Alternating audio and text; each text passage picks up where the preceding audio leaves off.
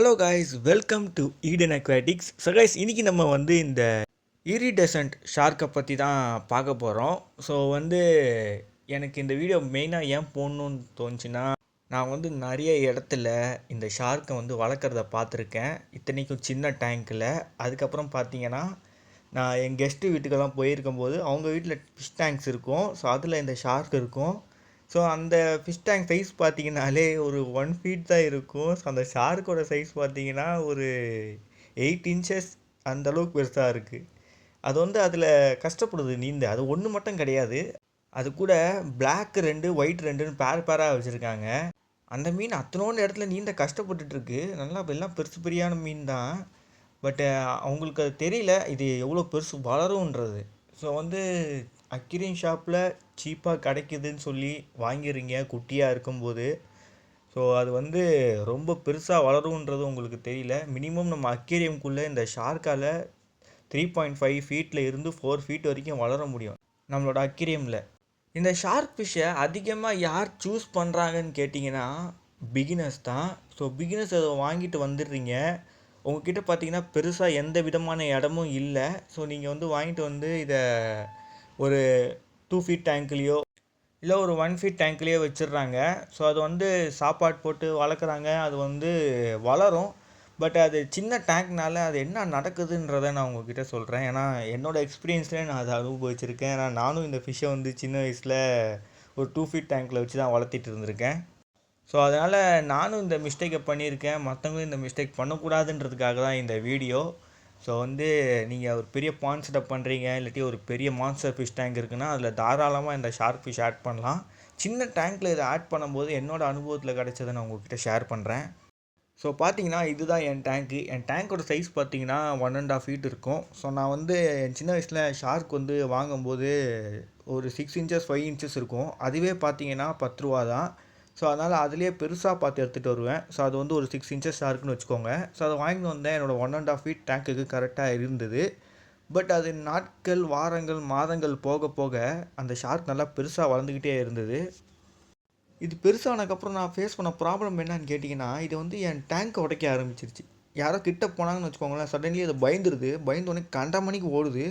அதுக்கும் மூக்கு அடி வாங்குது. என் டேங்க்கு பார்த்தீங்கன்னா அது இடித்த இடியில் அந்த சைடு கம் வச்சு ஒட்டியிருப்பாங்க பார்த்தீங்களா, அதுவே அதுலேருந்து லீக் ஆக ஆரம்பிச்சிருச்சு. ஸோ நான் அதை கம் வாங்கி ஒட்டி அதை சரி பண்ணிட்டேன்.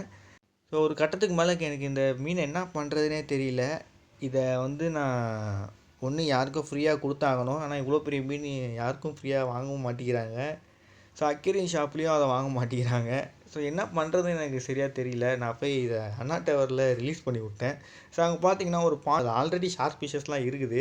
ஸோ அதில் போட்டு வந்துட்டேன் நான் உங்களுக்கு அண்ணா டவர் போனேன்னா அந்த ஷார்க் வீடியோலாம் எடுத்து வீடியோ ரெக்கார்ட் பண்ணி உங்களுக்கு காட்டுறேன் கைஸ்.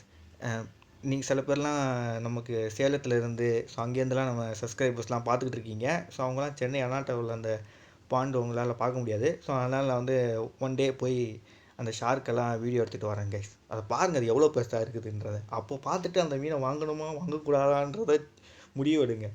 ஓகேங்களா? ஸோ இந்த மீன் இவ்வளோ ப்ராப்ளம் ஃபேஸ் பண்ணனால நான் இந்த மீனை வளர்க்குறதே நிறுத்திட்டேன். ஏன்னா எங்கிட்ட இந்த மீனுக்கு இவ்வளோ பெரிய இடம் கொடுக்கணுன்றது எனக்கு தெரியாது. ஸோ இந்த மீன் வாங்குறதே நான் நிறுத்திட்டேன். ஸோ அதே மாதிரி எத்தனை பேர் வாங்கி இந்த ஷார்க் ஃபிஷ்ஷை வளர்த்தி நிறுத்திட்டீங்கன்றதை கமெண்ட் பாக்ஸில் சொல்லுங்கள். அப்போனா இந்த மீனை பிகினர்ஸ் சூஸ் பண்ணவே கூடாதான்னு கேட்டிங்கன்னா சூஸ் பண்ணலாம். பட் நீங்கள் இதுக்கான 5 ஃபீட் இல்லை 6 ஃபீட் டேங்க் இல்லாட்டி ஒரு பாண்ட் செட்டப் கொடுத்தீங்கன்னா தாராளமாக நீங்கள் சூஸ் பண்ணுங்கள். நல்ல ஒரு ஆடியான ஃபிஷ்ஷு. எந்த மாதிரி வாட்டர் பேராமீட்டராக இருந்தாலும் இந்த மீன் சர்வைவ் ஆகிடும். ஸோ அதனால் அவங்க இதை சூஸ் பண்ணி வளர்க்கலாம். ஸோ கைஸ், பிகினர்ஸ் நீங்கள் மீன் வாங்க போகிறீங்கன்னா மெயினாக ஒரு விஷயம் பண்ணுங்கள். அது என்னென்னா ரிசர்ச் பண்ணுங்கள். என்ன மீன் நீங்கள் வாங்கி விட போகிறீங்கன்றத ரிசர்ச் பண்ணுங்கள். ஸோ அந்த மீனை பற்றி தெரிஞ்சுக்கோங்க. அந்த மீன் அதுக்கப்புறம் டேங்க்கில் வாங்கி விடுங்க.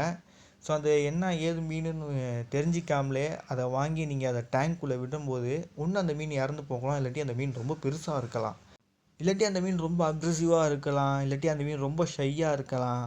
ஸோ அதனால் மீனை வாங்கும்போது நல்லா அதை பற்றி தெரிஞ்சுட்டு வாங்குங்க. உங்களுக்கு எந்த மீன் கரெக்டாக இருக்கும், எந்த மீன் சூட்டபுளாக இருக்கும். இல்லாட்டி நீங்கள் அந்த மீனை வாங்கணும்னு ஆசைப்பட்டிங்கன்னா அந்த மீனுக்கான ஸ்பேஸ் அண்ட் அதுக்கான வாட்டர் பேராமீட்டர்ஸ் கொடுங்க. அது போதும் கைஸ்.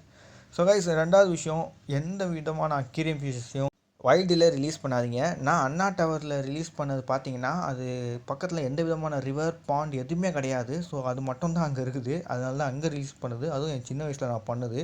இன்னும் அந்த ஷார்க் அதில் இருக்கான்னு கூட எனக்கு தெரியாது.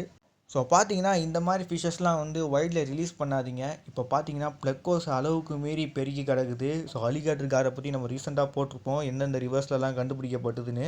அதோட வீடியோ லிங்க்கையும் நான் டிஸ்கிரிப்ஷனில் கொடுக்குறேன், பார்க்காதவங்க பாருங்கள். அதுக்கப்புறம் பார்த்தீங்கன்னா, ரெட் டெயில் கேட்ஃபிஷ்ஷும் அந்த மாதிரி ஆயிருக்கு. ஸோ பக்கு, டிலாப்பியா அண்ட் டேங்க் கிளீனர் பார்த்தீங்கன்னா, நம்மளோட ஈக்கோ சிஸ்டமே நாசம் பண்ணிக்கிட்டு இருக்கு, ரிவரில் இருக்க ஈக்கோ சிஸ்டமே. ஸோ அதனால தான் எக்காந்து கொண்டும் அக்வேரியம் ஃபிஷ்ஷை வைல்டில் ரிலீஸ் பண்ணாதீங்க. ஸோ ஓகே கைஸ், இதோட இந்த வீடியோவை எண்டப் பண்ணிக்கிறேன். ஸோ மறக்காம நம்ம சேனலுக்கு லைக் சப்ஸ்கிரைப் பண்ணுறேங்க.